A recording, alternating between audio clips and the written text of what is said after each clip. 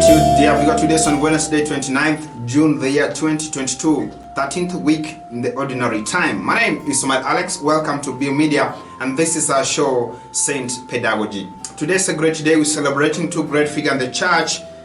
Actually, we're celebrating Saint Peter and Saint Paul. Their feast being on the same day, being on 29th. Today we have them right here, and I'd like to invite you to listen to their short stories. We start with Saint Peter. Simon, son of Jonah, that is captured from the Gospel of Matthew, chapter 16, verse 17.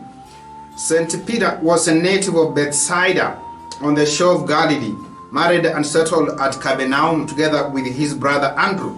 He earned his living by fishing, that was his occupation, until the Lord called him for being a fisher of men and a disciple of John the Baptist to become a fisher of men. Thenceforth he was christened Kepha in Aramaic, which means rock, and Petrus in Latin. And when he later declared his faith in Jesus as the Christ, the Son of the living God, our Lord spontaneously declared him blessed. Stating Lord spontaneously declared him actually blessed as well, and stating unequivocally, upon this rock I will build my church, and the gates of hell will not prevail against it. I will give you the keys of the kingdom of heaven. Whatever you bind on earth shall be bound in heaven, and whatever you loose on earth shall be loosed in heaven. That's from the Gospel of Matthew, chapter 16, verse 18 to 19. The use of familiar Jewish juridical terms such as to bind and to loose clearly denote Peter's superimposition of governing judge and arbiter as ordained by Jesus Christ himself. After the resurrection, you remember, Peter was among the first to whom the Lord appeared, that it was he who presided over the election of Matthias and preached the first public sermon at Pentecost and addressed the Sanhedrin.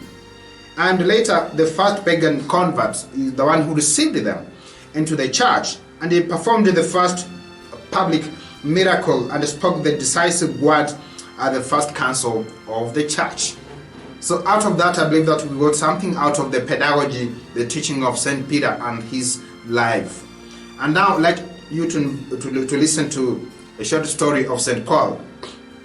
Saint Paul was actually next to Saint John the Evangelist, probably the greatest religious genius that Christianity has ever known. Belonging to the diaspora and equally familiar with both Jewish and Greek cultures, and he was admirably suited by nature and upbringing to the great mission of God assigned to him, to be an apostle to the Gentiles and to free the Ephraim church from Jewish sacramentarianism. Incidentally, his unique experience of the risen Jesus on the road to Damascus was to prove to be the driving force that made him one of the most zealous, dynamic, and courageous ambassadors of Christ ever. And as we look on the other side, is that considering himself as one untimely born, Paul, whose name means little, was humility personified, not hesitating to call himself a servant. That's what he called himself, a servant. And of him, it could be rightly said that the dead Christ was in him. The living Christ was his life. And both Peter and Paul were men of action, the work of each complementing that of the other, and both ardent lovers of the Lord. Each could rightly say, I have fought the good fight, I have finished the race, I have kept the faith. From now on, there is reserved for me the crown of righteousness, which the Lord, the righteous judge, will give me on the day, and not only to me, but also to all who have longed for his appearing.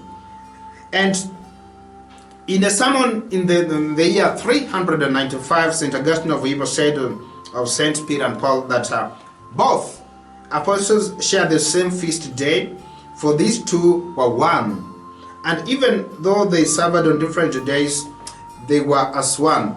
Peter actually went first and Paul followed. And so we celebrate this day made holy for us by the apostles' blood. This is what Blessed James Alebarian writes. Listen. Jesus wants to live in us, our being, so to say, as to disappear. That is, our thoughts have to disappear so that his thought may become ours.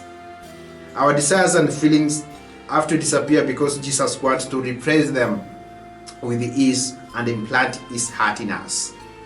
Very interesting. Our entire will has to disappear, all our evil tendencies, all our actions that are too human, because Jesus wants to put his will in us. Great quote there by Blessed James Alberioni. Brothers and sisters, I believe that we have heard from St. Peter and Paul, whom we're celebrating today, and we've learned a lot from them, these great figures in the church.